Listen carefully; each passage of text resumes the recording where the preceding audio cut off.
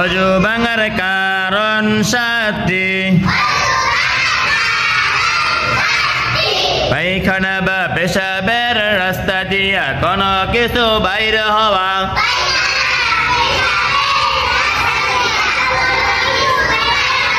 মুখ ভরিয়া বমি হওয়া, শরীরের কোন জায়গা হইতে রক্ত পুষ বা পানি বাইরে হইয়া গড়িয়ে পড়া,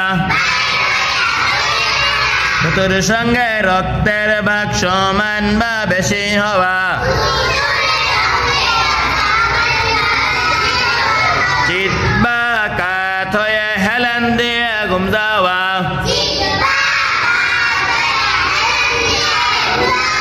পাগল মাতাল ও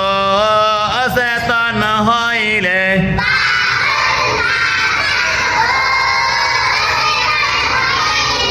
নামাজে উচ্চ স্বরে হাসিলে